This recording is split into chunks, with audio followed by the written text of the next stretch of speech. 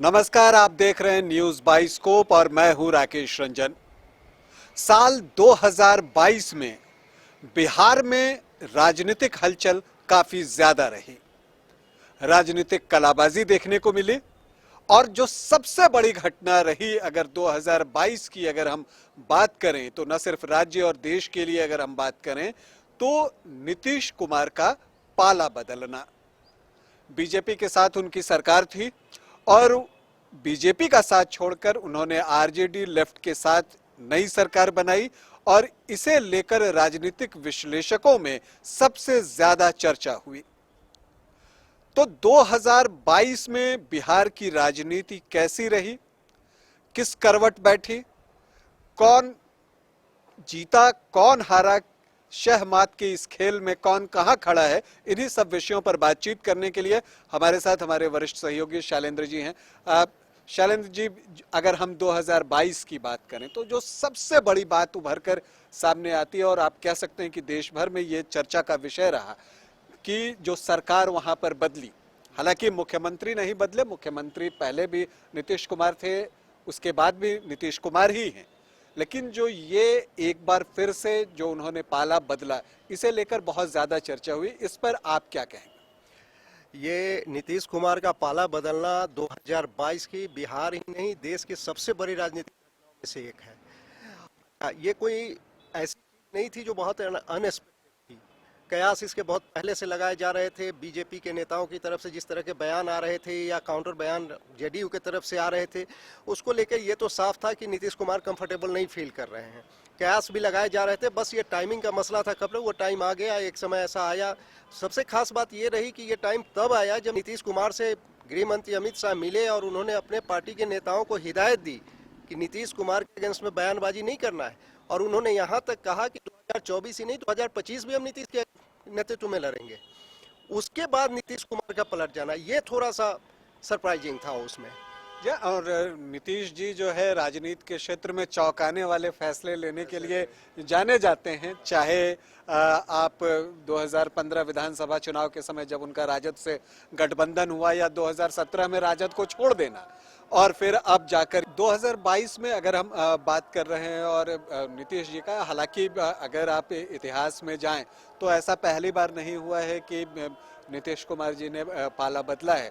2015 की आप बात कर लें, 2013 चुनाव से पहले, जब लोकसभा चुनाव से पहले उन्होंने बीजेपी का साथ छोड़ा था, जब नरेंद्र मोदी को प्रधानमंत्री पद के दावेदार के तौर पे घोषित किया था भारतीय जनता पार्टी ने, और फिर जो है उसके बाद राजद से उनका गठबंधन होता, फिर 2017 में वो राजद को भी छोड़ देते हैं।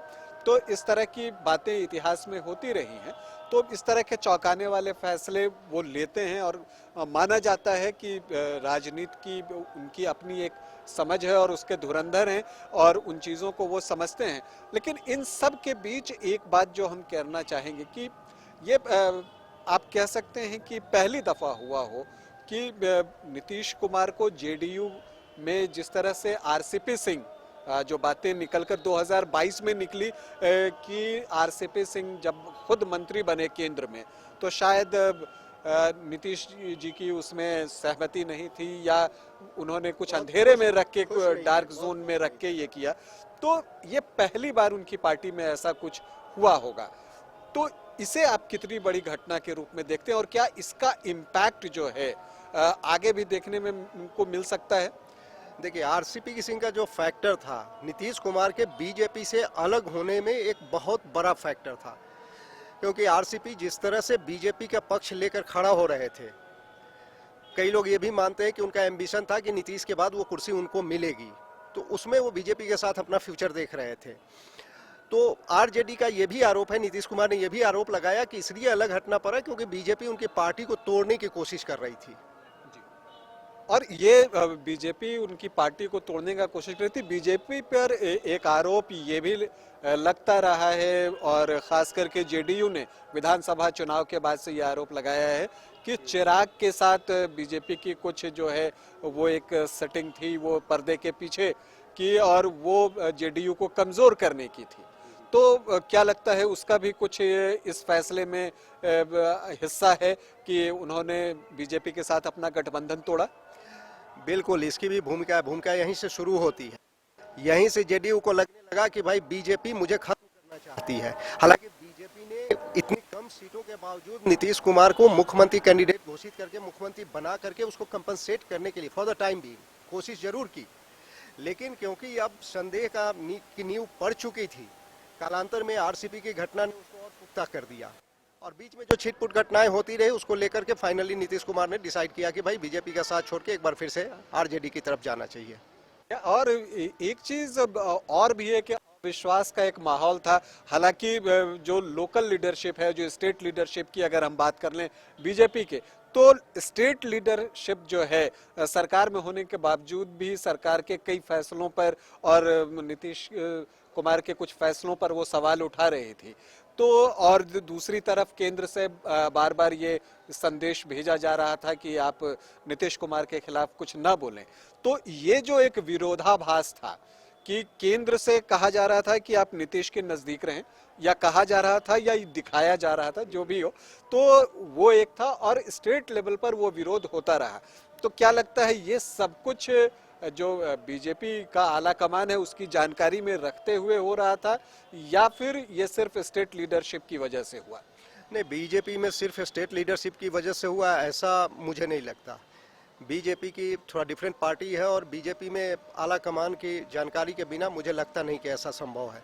दूसरी बात यह है ना कि नीतीश कुमार, मुझे जो लगता है कि बड़ी समझदारी के साथ, बड़ी सुनियोजित तरीके से उन्होंने ऐसे फैसले लेना शुरू किए जो बीजेपी के एजेंडा को सूट नहीं करता था। बीजेपी के पास ऑप्शन नहीं था। तो इसीलिए मुझे लगता है कि नीतीश कुमार, जब उनकी सीट कम आई, चिराग पासवान का मामला आया, आरसीपी सिंह का मामला आया, उसके बाद ही नीतीश कुमार ने तय कर लिया था कि आगे का रास्ता क्या होगा। और ये उनके फैसलों में भी दिखता है। क्योंकि जब गठबंधन की सरकार है तो उसमें कोशिश की जाती है कि ऐसा फैसला लिया जाए जो दोनों को सूट करे। लेकिन नीतीश के कुछ फैसले आए, जैसे जातीय जनगणना वगैरह का मसला था, वो बीजेपी को बिल्कुल सूट नहीं करता था। लेकिन जातीय जनगणना के मामले पर तो भाजपा ने भी सपोर्ट की बात कह दी। वो पॉलिटिकल कंपल्सन था, लेकिन साथ में उन्होंने ऐड किया कि ये डेमोग्राफी का भी स्टडी होना चाहिए। उन्होंने कहा कि सिर्फ ये नहीं, धार्मिक भी होना चाहिए गणना, कि डेमोग्राफी कितना चेंज हुआ है, इसको ऐड किया जाना चाहिए इसमें। और यहाँ भी एक खटास शुरू हुई यहाँ पे। और ये बड़ा दिलचस्प है 2022 में शैलेंद्र जी, कि फिर से जातीय जनगणना की बात हुई। ये बातें हम लोग पिछले काफी सालों से सुनते चले आ रहे हैं, हर बार बातें होती हैं। 2022 में भी बातें ही हुई, उस पर कुछ पुख्ता होता तो अब तक नहीं दिखा है। अब देखिए वो कब तक होता है, और ये कब तक हम हर साल के जब ईयर एंडर बनाते रहते हैं, हर साल हम इस इशू को लेकर आते हैं कि जातीय जनगणना पर जो है सभी दल सहमत हो गए, या इस दल ने सहमति दी, इसने विरोध किया। ये हर साल हम बातें करते हैं, और इस साल भी बस हम बातें ही कर रहे हैं, उस पर पुख्ता कुछ नहीं हुआ है, ये तो दावे से कहा जा सकता है। खैर ये चीजें हुई, लेकिन जब हम बीजेपी और जेडीयू के खटास की बात कर रहे हैं तो इसे और थोड़े जाते हैं। जो विधानसभा में एक घटना हुई, जो विधानसभा अध्यक्ष विजय कुमार सिन्हा और नीतीश कुमार के बीच में जो वो लखीसराय वाला मामला था, उसे लेकर, और जिस तरह की तलखी वहां पर दिखी, और नीतीश जी गुस्साए वहां पर विधानसभा अध्यक्ष पर। हालांकि फिर बाद में विधानसभा अध्यक्ष ने बातों को संभालने की कोशिश की, लेकिन वो एक खटास थी, फिर वो कुछ दिन सदन में नहीं आए विधानसभा अध्यक्ष। क्या उसका भी कुछ असर दिखता है, ये जो अलगाव हुआ है? नहीं, मुझे लगता है कि वो पर्सनल थोड़ा ज़्यादा था, वो पार्टियों के लेवल पे नहीं था। वो पर्सनल खटास मुझे लगता है, जो व्यक्तिगत रूप से। लेकिन अब जबकि बीजेपी ने विजय सिन्हा को नेता प्रतिपक्ष बना दिया है, तो अब मुझे लग रहा है कि बीजेपी उस तलखी का जो शुरुआत हुई थी उसको कैश करने की कोशिश कर रही है, और मुझे लग रहा है कि वो दिख भी रहा है।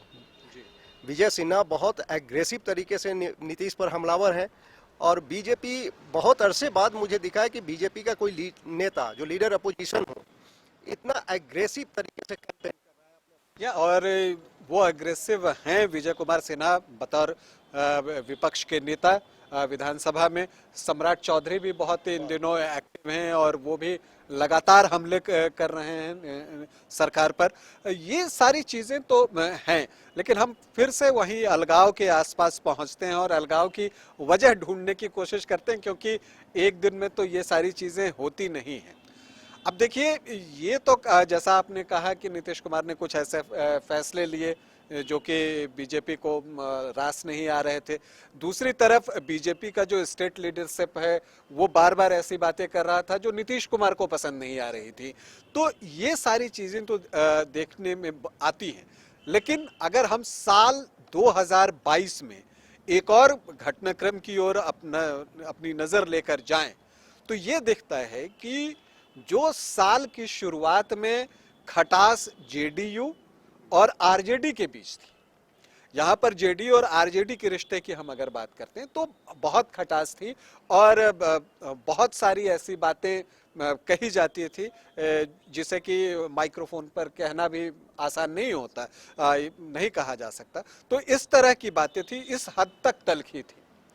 लेकिन फिर ऐसा क्या हुआ, ये क्या मतलब चीजें हुई कि दोनों के बीच ये गठबंधन हुआ? राजनीति में तो इस तरह की तलखियां चलती रहती है। राजनीति में अस्थायी तो कुछ होता नहीं है। जब नेताओं से मिलेंगे तो वो कहेंगे ये तो मतभेद है, मनभेद तो है नहीं। तो जब मनभेद नहीं है तो मिलने का चांस हमेशा बना हुआ रहता है, उसका रास्ता हमेशा खुला रहता है। गठबंधन की मूल वजह जो मुझे लगती है कि नीतीश को अपना वर्तमान सिक्योर करना था और तेजस्वी को अपना फ्यूचर सिक्योर करना था। नीतीश को फ्यूचर तो दूर की बात, अपना वर्तमान ही संकट में दिख रहा था बीजेपी के साथ जाने पर, रहने पर। और तेजस्वी के लिए जिस तरह से कुछ केसेस खुले या जिस तरह के सीबीआई जांच वगैरह चल रही है, उनको अपने फ्यूचर की तलाश थी। लालू यादव भी चाहते थे कि तेजस्वी को एक जमीन मिल जाए जिससे आगे वो खड़ा हो सके। तो तेजस्वी अपने फ्यूचर के लिए और नीतीश अपने वर्तमान के लिए, ये दोनों एक मंच पे साथ आए। या आपने एक बात अभी कही कि राजनीति में कुछ भी अस्थायी नहीं होता। तो इस वाले सेगमेंट को मैं खत्म करके फिर आगे बढ़ूं उससे पहले ये पूछ लेता हूं कि ये जो अभी गठबंधन हुआ है, जेडीयू आरजेडी लेफ्ट का जो ये गठबंधन है, कांग्रेस भी उसमें है, क्या ये अस्थायी है? नहीं, अस्थायी तो कुछ नहीं होता है, कह नहीं सकते कब हो जाएगा। अभी आप देखिए, जैसे शराबबंदी का एक मसला आया, बीजेपी में ने तो हमला बोला ही बोला, खूब घेरा नीतीश को और जम के घेरा और बहुत अच्छे तरीके से घेरा। उसमें जो लेफ्ट पार्टियां उनके सपोर्ट में है वो भी नीतीश के अगेंस्ट में प्रदर्शन करती दिखी, मुआवजे की मांग करती दिखी। तो वो तो साथ में है सरकार में, फिर भी विरोध कर रहे हैं उनका। राजनीति में तो कह नहीं सकते कि कल कौन सा समीकरण बन जाएगा। तो राजनीति में कुछ कह नहीं सकते कि कल कौन सा समीकरण बन जाए। फिलहाल 2022 में की अगर हम बात करें तो वहां छोटे दलों का समीकरण बहुत अच्छा नहीं रहा है। अगर हम बात करें तो वीआईपी, उनके जितने भी विधायक थे वो सभी के सभी भारतीय जनता पार्टी में शामिल हो गए और सम्मिलित हो गए। और एक वीआईपी की जो अब विधानसभा में सीटों की संख्या हम कहें तो वो 0 है। खुद जो मुकेश सहनी है, उनकी जो विधान परिषद की सदस्यता थी, वो जाते ही उनको मंत्री पद से भी हाथ धोना पड़ा। तो एक तो वो वीआईपी की हम बात कर लें, दूसरी जो है असदुद्दीन ओवैसी की जो एआईएमआईएम पार्टी है उसकी हम बात कर लें, उसके 5 में से 4 विधायक जो हैं वो आरजेडी में चले गए। ठीक है, अगर हम इन चीजों को देखें, उससे पहले एलजेपी का भी एक विधायक जो जीता था वो, लेकिन वो पहले की बात है, वो ऑलरेडी जेडीयू में जा चुका था। तो अगर हम इस तरह से अगर हम देखें तो क्या लगता है, जीतन राम मांझी भी कई बार इस तरह का अंदेशा व्यक्त करते रहते हैं, तो क्या लगता है कि छोटे दलों के लिए क्या अब बिहार में सरवाइव करना मुश्किल होगा, या वो अलग अलग चुनाव लड़के जीत कर आते हैं और फिर जो बड़े दल होते हैं जिनका की वर्चस्व होता है, और हम सभी जानते हैं कि वर्तमान में बीजेपी और आरजेडी जो है वो एक बड़े दल के रूप में उभर रही है, और 2020 में इन दोनों के बीच भी एक दिलचस्प रेस चलता रहा कि विधानसभा में नंबर 1 की पार्टी कौन सी। तो क्या लगता है कि क्या छोटे दल का भविष्य बिहार में सुरक्षित है? नहीं, छोटे दल का जो भविष्य पहले था, मुझे लग रहा है कि अभी उसमें बहुत ज़्यादा फर्क नहीं पड़ेगा। ये छोटे दल होते हैं, इनका मूल उद्देश्य बेसिकली होता है कि हमें सत्ता की भागीदारी मिल जाए, हम मंत्री बन जाए, या मैं न बन पाया तो अपने बेटे को बना दें। ओवैसी की कोई इस तरह की इच्छा थी कि वो सरकार में शामिल हो जो उनकी पार्टी है, तो यहाँ पर तो वो बातें नहीं थी। ये हो सकता है कि जो जीत कर आते हैं, जो विधायक बनते हैं, उनकी व्यक्तिगत इच्छा की बात हो। हाँ, ऐसी ही बात है, क्योंकि ओवैसी की पार्टी से जो लोग सीमांचल में जीते थे, तो ओवैसी का कैडर वोट नहीं है। ये सारे लोग कोई जेडीयू के नेता थे, कोई आरजेडी के नेता थे। तो ओवैसी ने उनको टिकट दिया, उस पार्टी से टिकट मिला नहीं, इन्होंने टिकट दिया, इमोशनल सपोर्ट उनको मिला और वो जीत गए। लेकिन वो कैडर नहीं थे, वो उनके अपने कार्यकर्ता नहीं थे वो। तो ओवैसी के साथ, ओवैसी की पार्टी के साथ अभी बिहार में ये है कि वोट तो उनको मिल रहा है और अब थोड़ा टाइम लगेगा उनको। अब उन्होंने कैडर बनाना शुरू किया है अब, तो इसका प्रभाव आगे दिखेगा। जब उनका कैडर जीत के आएगा तब शायद इस तरह से दूसरी पार्टी में मर्जर ना हो। तो छोटे दलों के बारे में हमने बात कर ली और जो कुछ भी हुआ बिहार में 2022 में हमने उसकी भी बातचीत की। अब अगर हम इस चीज को और अगर ये करना चाहें तो हम अगर बात करें कि जब हमने चाचा भतीजा के रिश्ते की बात की कि नीतीश कुमार और तेजस्वी यादव का जो रिश्ता है वो अभी बहुत ही अच्छा है। हाँ, लेकिन एक और चाचा भतीजा की हम बात करेंगे। जी हाँ, आप बिल्कुल सही समझ रहे हैं। बात जो है पशुपति पारस और चिराग पासवान की हम करेंगे। इन दोनों के रिश्ते में 2022 में खटास आई और जो लोक जनशक्ति पार्टी है उनके उसके सभी सांसद पशुपति पारस के साथ रह गए, चिराग अकेले रह गए। और वहां पर दो तरह की बातें हैं। एक वक्त आया कि चिराग का बिल्कुल ही आप कह सकते हैं कि डाउनफॉल जैसी स्थिति आ गई, लेकिन फिर जब नई सरकार बनती है नीतीश कुमार के नेतृत्व में, उसके बाद से बीजेपी में एक बार फिर से चिराग पासवान की पूछ बढ़ती है, खास करके उपचुनाव के वक्त में ये पूछ और ज्यादा होती है। तो ये जो एक चाचा भतीजा का रिश्ता है पशुपति पारस और चिराग पासवान, ये भी 2022 में शैलेंद्र जी एक चर्चा का विषय रहा और बहुत कटुता भी दिखी। और अब साल का जब अंत हो रहा है तो लग रहा है कि हो सकता है कि चीजें सुधर जाएं या क्या होगा ये भविष्य के गर्भ में छिपा है, अभी कुछ बताना मुश्किल है। तो इस रिश्ते को आप किस तरह से देख रहे हैं? न सिर्फ व्यक्तिगत मैं चाचा भतीजा की बात नहीं कर रहा, मतलब इसके पॉलिटिकल तौर पे अगर आप देखें तो आखिर दोनों किस तरफ जा सकते हैं? क्या दोनों एक साथ एक मंच पर आएंगे या दोनों कभी एक साथ एक मंच पर आ ही नहीं सकते? एक अगर बीजेपी की तरफ जाता है तो एक गठबंधन की तरफ जाएगा। गठबंधन की तरफ जाएगा ऐसी तो कोई अभी संभावना दिख नहीं रही है, ना ऐसा कोई संकेत दिया है उन्होंने। क्योंकि चिराग पासवान पहले कहा था उन्होंने कि मैं नरेंद्र मोदी का हनुमान हूं, आज भी अपने को उसी भूमिका में वो दिखाने की कोशिश कर रहे हैं। वो पशुपति पारस भी नरेंद्र मोदी की तारीफ कर रहे हैं, बीजेपी की तारीफ कर रहे हैं, कि नीतीश कुमार की आलोचना कर रहे हैं। तो इसलिए महागठबंधन की तरफ तो किसी का झुकान दिख नहीं रहा है। पशुपति पारस मंत्री हैं अभी केंद्र में, और फिर मैं कहता हूं कि ये राजनीति है, अस्थाई कुछ नहीं है। गैप तो दोनों के बीच में बहुत आ गया। हालांकि पशुपति पारस अलग हुए, इसमें भी नीतीश की भूमिका बताई गई। चिराग पासवान ने विधानसभा चुनाव में जो उनको झटके दिए थे, माना गया कि नीतीश ने उसका बदला चुकाया पार्टी में दो फाड़ करके। तो लेकिन वजह जो भी हो, दोनों के बीच में गैप तो बहुत आ गया है, गैप तो बहुत आ गया है। लेकिन फिर ये राजनीति है, अब फिर सत्ता में पहुंचना है, सत्ता के ऊपर सिर तक पहुंचना है, तो फिर कई बार समझौते होते हैं, कई बार दिल ना मिले, लेकिन मंच पे हाथ जरूर मिलते हैं। जब दिल मिले ना मिले, हाथ और गले लोग मंच पर मिल लिया करते हैं। लेकिन एक बात अब और भी है, अगर हम इसकी राजनीतिक समीक्षा करें शैलेंद्र जी, कि देखिए महागठबंधन के साथ ऑलरेडी 6 पार्टियां हैं और वहां पर अगर कोई भी जाते हैं तो मुझे लगता है कि जो उनका हिस्सा होगा वो शायद बहुत छोटा हो। ये एक चीज शायद दोनों को एक मंच पर आने को विवश कर रही है परिस्थिति, ऐसा लगता है कि नहीं, ऐसा नहीं है। दोनों, मुझे नहीं लगता ऐसा। तो दोनों अपना फ्यूचर देख रहे हैं। इसी को देखते हुए मैं कह रहा हूँ कि हिस्सा गठबंधन की तरफ छोटा हो सकता है क्योंकि वहाँ पार्टियां ज्यादा है। ज्यादा है नहीं है, ये देख रहे हैं कि फ्यूचर किसका है। ये दोनों को राज्य की राजनीति से ज्यादा केंद्र की राजनीति करनी है। इनका जो आरजेडी सॉरी एलजेपी का जो आप शुरू से रामविलास पासवान के समय से जो उनका ट्रेंड देखेंगे आप, तो केंद्र की राजनीति पर ज्यादा फोकस रहा है। तो मुझे लगता है कि उनका अपना भविष्य बीजेपी के साथ बेहतर दिख रहा है। ये भी देखना दिलचस्प होगा, 2023 में बहुत सारी बातें खुलेंगी, लेकिन 2022 में जो बिहार में सारी चीजें हो रही थी उसमें एक और चीज बहुत ही दिलचस्प थी और वो ये था कि जो पहले चुनाव के स्ट्रेटेजिस्ट थे, जो रणनीति बनाया करते थे, वो खुद राजनीति के मैदान में उतर आए हैं। जब पीके की बात कर रहा हूं, प्रशांत किशोर की बातें हो रही हैं। अब वो उन्होंने यात्रा शुरुआत की, यात्रा कर रहे हैं, लगातार लोगों से मिल रहे हैं, बातचीत कर रहे हैं। तो प्रशांत किशोर का बिहार की राजनीति में एंट्री क्या 2023 में कोई असर डालेगा या 2022 में वो कितना असरदार रहा, ये बताइए शैल। 2022 में तो बहुत असरदार रहा ऐसा दिखता नहीं है, तो हो सकता है वो भविष्य की राजनीति के लिए अपनी जमीन तैयार कर रहे हो। तो प्रशांत किशोर भविष्य के लिए अपनी जमीन तैयार कर रहे हों, एक अनुमान ये है। लेकिन जब ये राजनीति के क्षेत्र में अगर वो अपनी जमीन तैयार कर रहे हैं तो क्या लगता है वो किसकी तरफ जा सकते हैं, महागठबंधन, बीजेपी, या वो अकेले चलना पसंद करेंगे?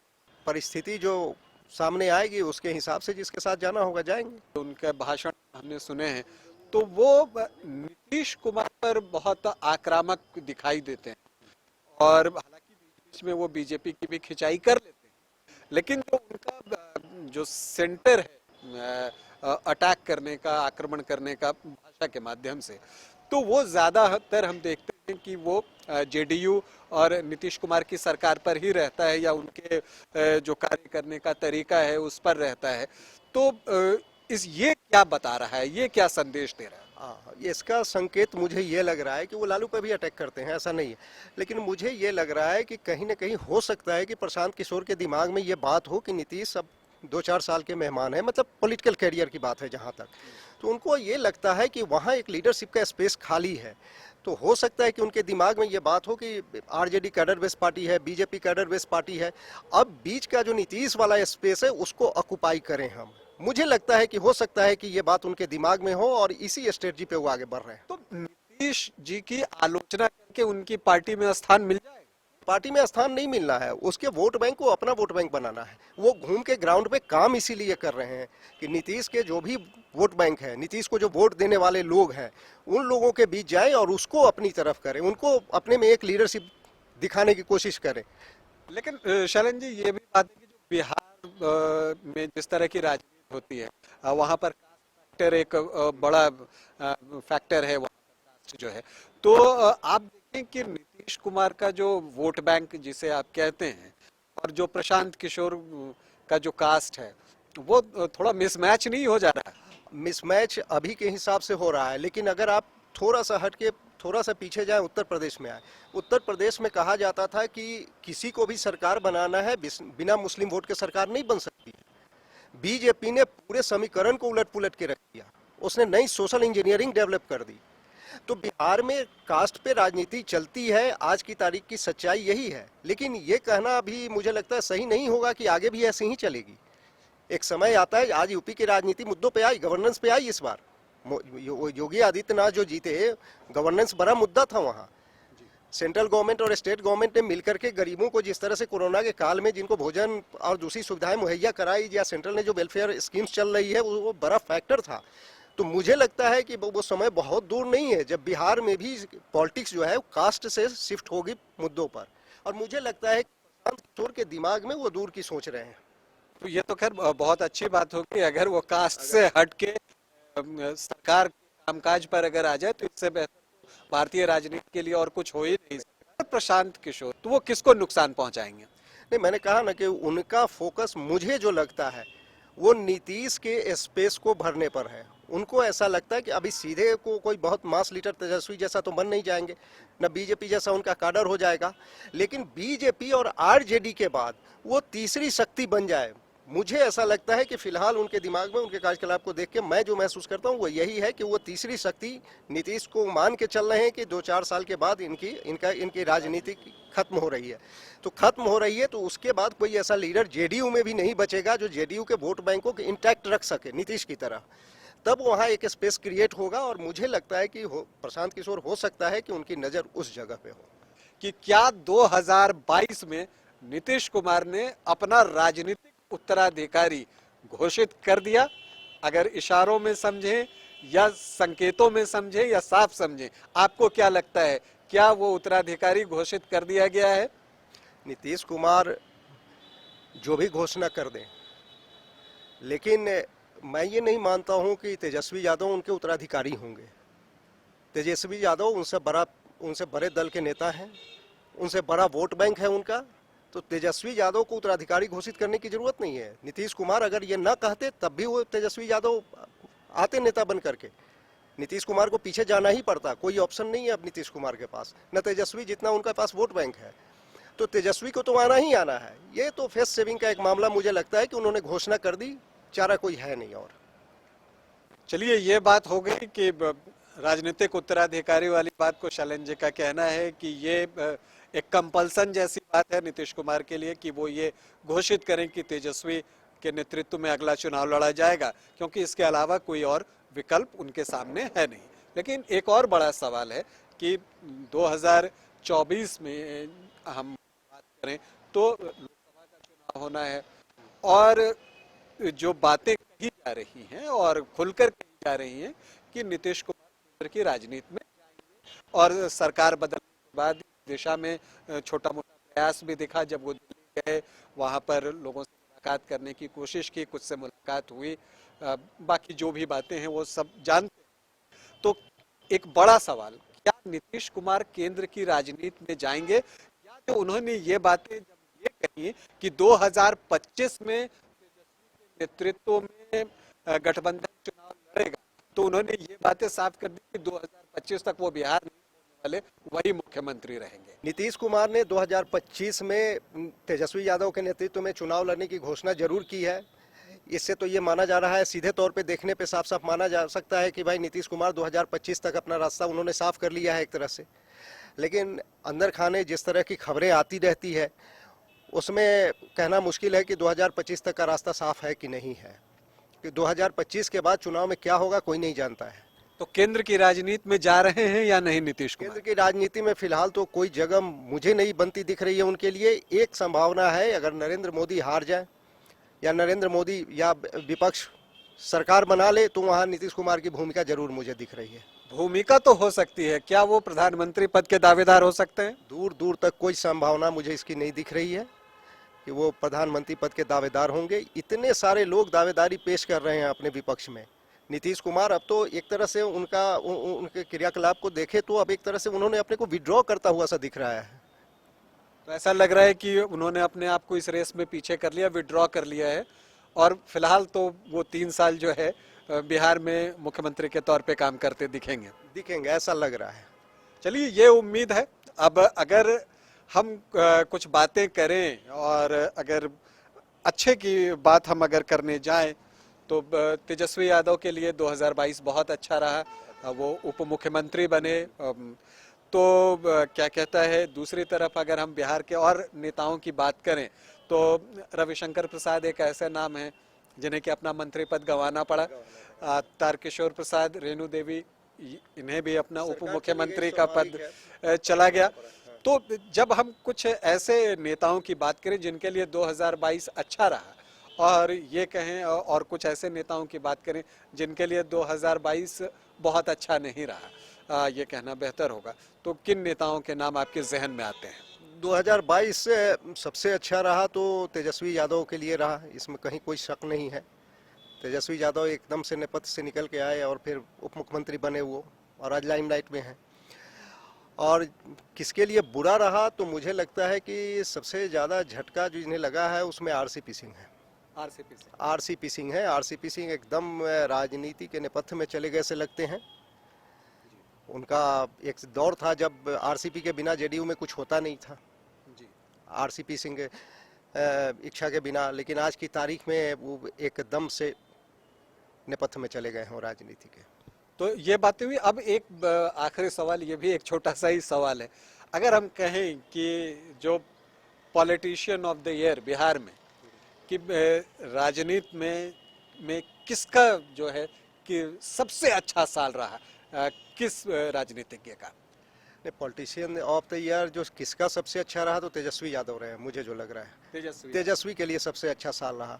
लेकिन चर्चा के लिहाज से करें, अगर हम ये छोड़ दें कि निगेटिव चर्चा हुई, पॉजिटिव चर्चा हुई, चर्चा के लिहाज से तो मुझे लग रहा है कि नीतीश कुमार बिहार के पॉलिटिशियन ऑफ द ईयर रहे। सबसे ज़्यादा चर्चा उनकी हुई, यहाँ सबसे ज़्यादा चर्चा उनकी हुई, और अब लोग कहते हैं कि वो मास्टर स्ट्रोक भी उन्होंने 2-2 लगा दिए मेरे हिसाब से, तो 2 चौके मारे उन्होंने।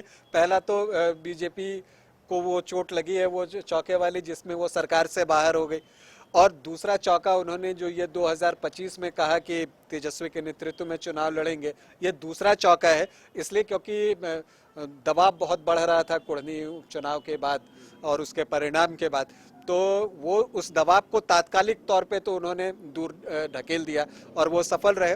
तो ये दो मास्टर स्ट्रोक मुझे लगता है नीतीश कुमार की तरफ से। खैर, आपने इतना वक्त दिया और हमने एक बात कहना चाहूंगा, चौका तो उन्होंने मारा है जरूर, लेकिन मैच का परिणाम आना बाकी है।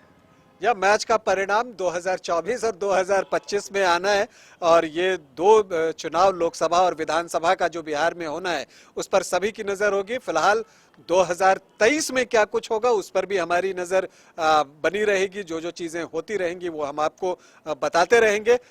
2022 में बिहार की राजनीति में क्या उथल पुथल हुआ, क्या कुछ हलचलें हुई, उस पर एक समीक्षात्मक चर्चा करने की हमने कोशिश की। उम्मीद है आपको पसंद आई होगी। अभी के लिए इजाजत दें, नमस्कार।